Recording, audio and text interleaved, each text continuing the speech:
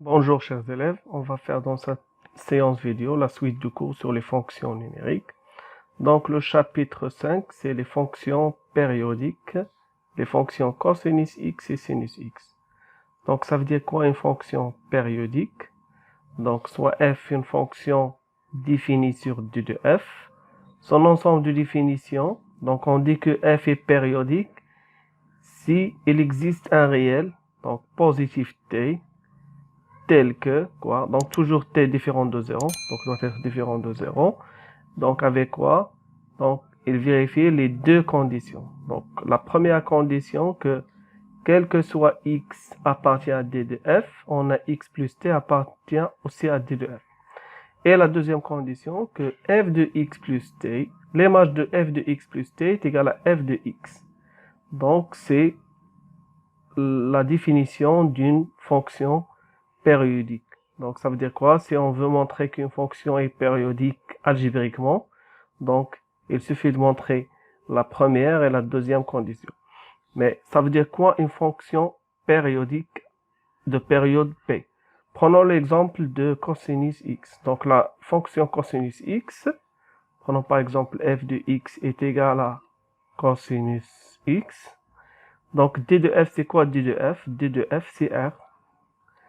Donc, est-ce que f, ça veut dire cosinus de x, est périodique? Oui. Donc, pour la première condition, donc il est déjà vérifié. Donc, pour tout x de r, on a x plus 2p appartenant toujours à r. Bien, pour la deuxième condition, donc, calculons l'image de f de x plus t, ça veut dire 2p. Donc, c'est cosinus de x plus 2p est égal à cosinus de x. Donc, est égal à f de x. Donc, la fonction f, ça veut dire cosinus de x, est périodique de période de p. Donc, graphiquement, comment montrer qu'une fonction est périodique? Donc, ici, on a la courbe représentative de la fonction cosinus x. Donc, la remarque ici que prenons ici t, c'est 2p. Ici, c'est par exemple de moins p. Ici, c'est moins p. Ici, c'est p. Donc, la période, c'est la distance de moins p à p. Donc, la remarque ici, c'est quoi? On remarque que si on prend, par exemple, cette partie de la courbe, c'est la même que cette partie. Donc, ça veut dire quoi? C'est la même chose que cette partie. Et c'est la même chose que la partie suivante.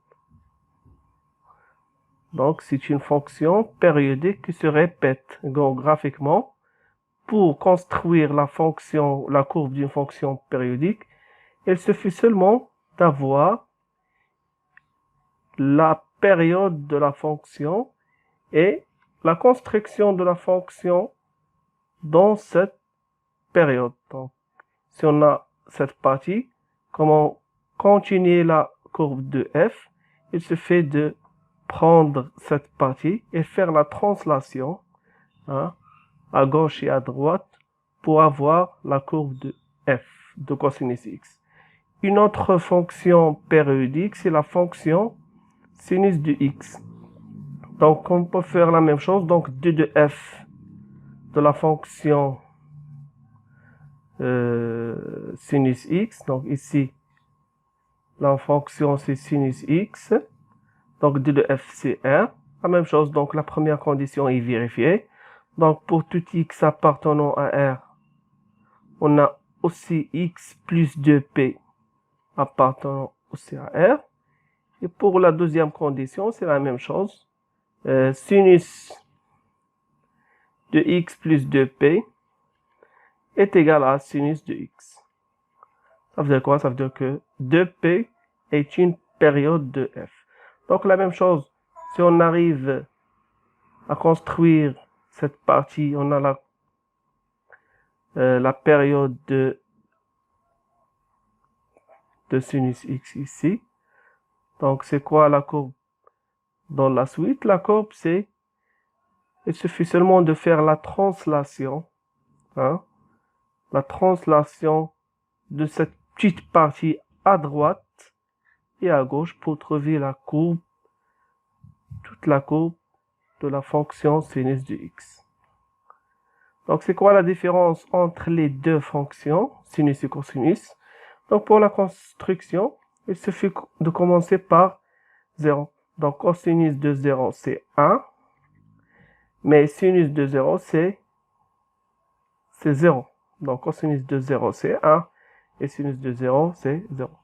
Donc c'est la construction de la fonction sinus et la fonction cosinus.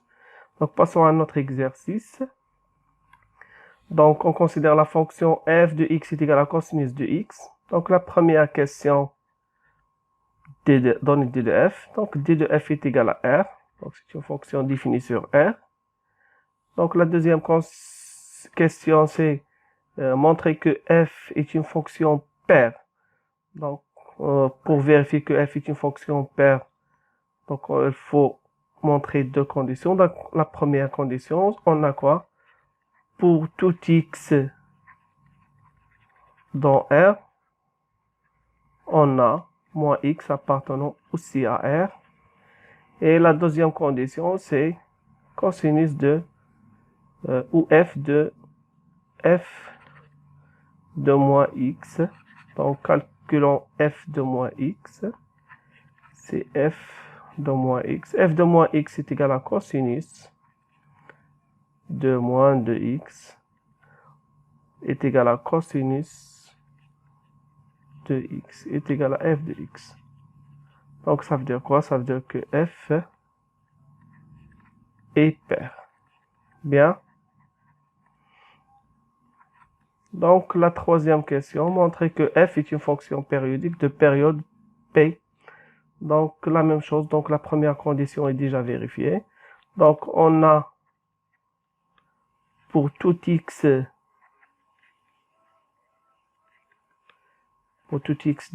de R, ça veut dire de f, on a quoi?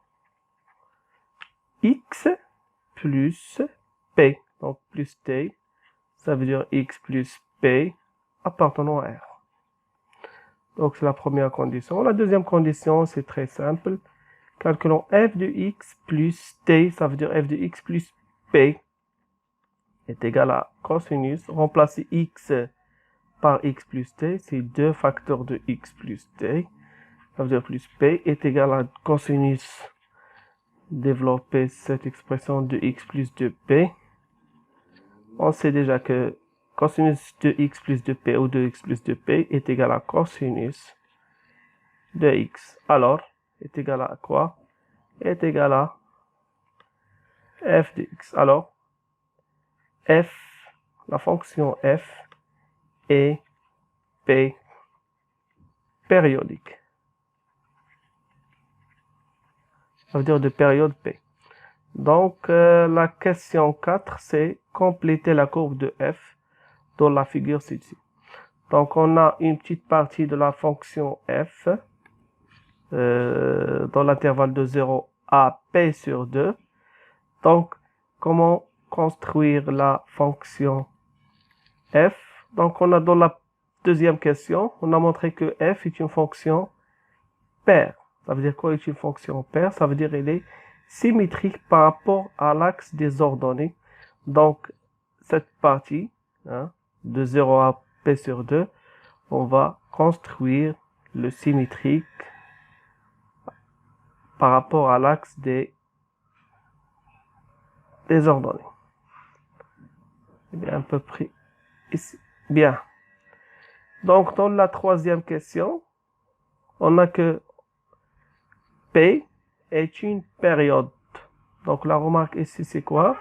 C'est que de moins P sur 2 à P sur 2, Donc, c'est quoi la longueur de ce segment? C'est P sur 2 moins P sur 2 est égal à quoi? C'est P sur 2 plus P sur 2 est égal à P. Ça veut dire la longueur ici, c'est P. Et c'est la période de la fonction f. Donc, la période de la fonction f, c'est P. Et on sait que la fonction f est une fonction périodique. Donc, comment construire la courbe de f? Donc, c'est la même chose.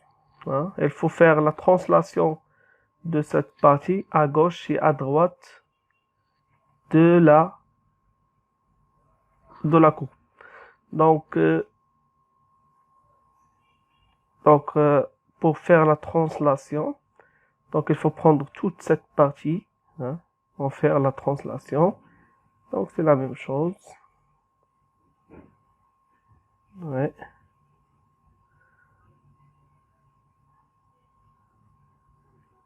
Et la même chose ici.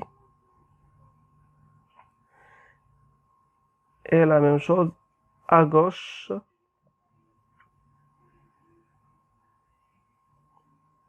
Donc on a pris cette partie, on a fait la translation à gauche et à droite. Donc voilà, c'est la courbe de la fonction f. Donc passons à l'exercice 2. Donc on considère la fonction f de x définie par sinus de x moins 2 sinus x sur 2. Donc la première question, détermine d de f. Donc d de f, c'est r. Donc cosinus et sinus toujours définis sur r. La deuxième question, montrer que t, ça veut dire 4p, est une fonction périodique, est une période de f. Donc la première condition déjà vérifiée. Donc pour tout x dans R, on a x plus t, ça veut dire x plus 4p appartenant à R. Et la deuxième condition, calculons f de x plus t, ça veut dire f de x plus 4p. Donc remplaçons x par 4p. Donc c'est sinus 2x, ça veut dire 2x plus 4pi moins 2 cosinus x plus 4pi sur 2 est égal à sinus 2x plus 8pi moins 2 cosinus de x sur 2 plus 4 sur 2, c'est 2pi. Donc, sinus de x plus 8pi, c'est sinus de x. Et la même chose, cosinus de x sur 2 plus 2pi, c'est 2 cosinus x sur 2 est égal à f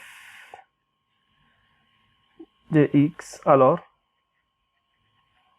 f est périodique de période 4pi. Bien. Donc, passons à l'exercice 3. Donc, ici, c'est différent de l'exercice 2 et 1. Donc, ici, déterminer une périodicité de la périodicité la plus petite possible des fonctions suivantes. Ça veut dire quoi? Déterminer la période de f. Donc, pour la première fonction, donc c'est sinus 3x. Donc, avant de commencer la correction de l'exercice, il faut savoir que P est une période de cosinus et sinus. Donc, 2P normalement. 2P est une période de cosinus et sinus. Et Pi est une période de tangente.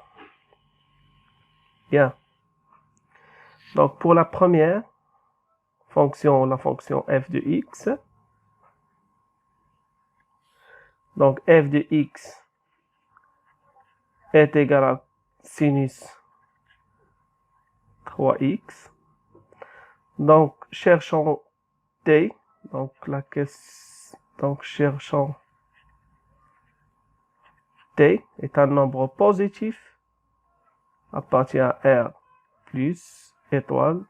Donc, étoile plus, ça veut dire que c'est un nombre positif différent de 0. Avec quoi? Avec f de x plus t est égal à f de x. Donc, sinus 3 facteur de x plus t est égal à sinus de 3x.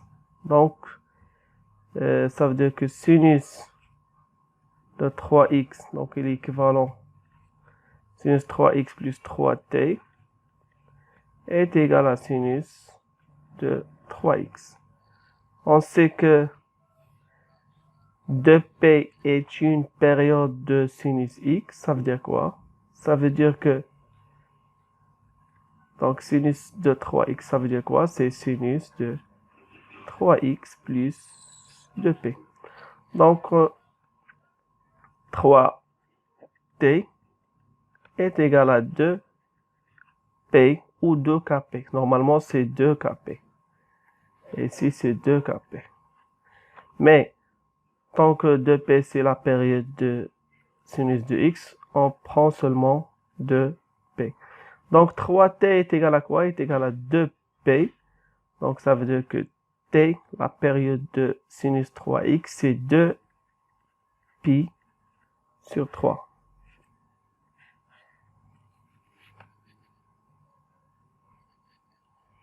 Donc, passons à la fonction suivante, c'est la fonction g de x. Donc, la fonction g de x, c'est sinus de x est égal à cosinus de x. Donc, on va faire la même chose. Donc, cherchons t appartenant à R étoile plus, c'est un nombre positif, strictement positif, tel que quoi? G de x plus t est égal à g de x. Donc, il est équivalent de dire que cosinus de 2 facteurs de x plus t est égal à cosinus de 2x. Donc, il est équivalent de dire que cosinus de x plus de t est égal à cosinus de x. Donc, on sait déjà que la période de cosinus, c'est 2p. Donc, c'est cosinus de x plus 2pi. Ça veut dire quoi? Donc, ça veut dire que 2t doit être différent de 2pi.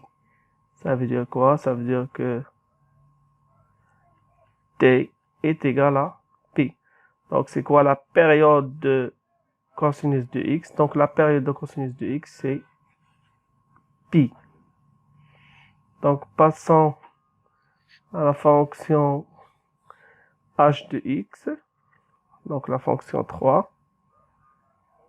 Sinus 3x plus cosinus de x. Donc, sinus 3x plus cosinus de x. Donc, on a d'après la première question, la période de sinus 3x, c'est t1 est égal à 2pi sur 3. La période de cosinus de x, c'est t2 est égal à pi. Donc, cherchons la période de h de x. Donc, ça veut dire quoi? Ça veut dire sinus de 3x plus cosinus de x. Donc, il faut chercher le PPCM, donc le plus petit comme un multiple ici. Donc, le plus petit comme un multiple.